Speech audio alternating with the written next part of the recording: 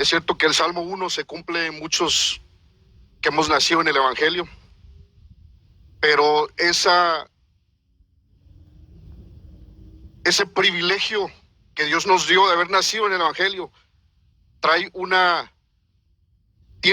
yo veo dos riesgos muy difíciles. El primer riesgo es que nunca hemos pisado a lo mejor el mundo, nunca nos hemos emborrachado, nunca hemos hecho cosas que se ven a veces como pecados extremos.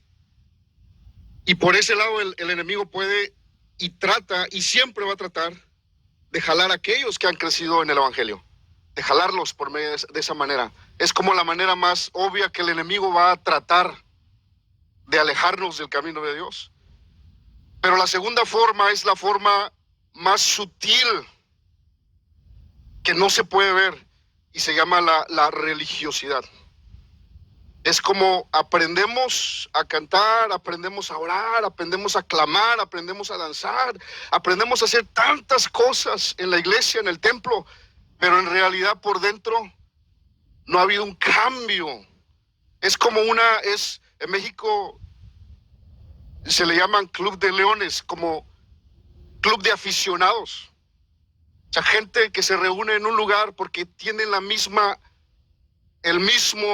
afición, tienen esa atracción a cierto deporte.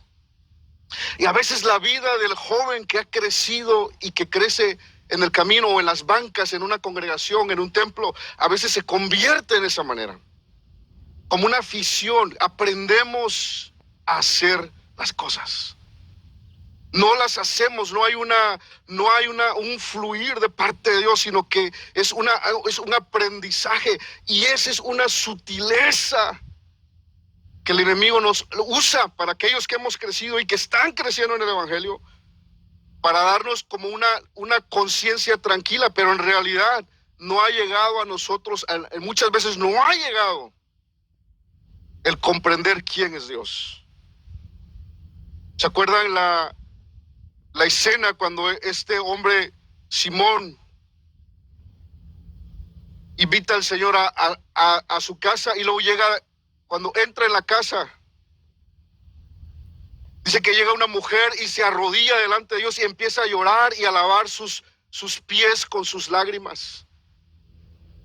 Entonces los que estaban reunidos en el corazón pensaron, si este supiera qué tipo de mujer le está tocando, no permitiría que lo tocara. ¿Por qué? Porque era un rabino y era el Mesías.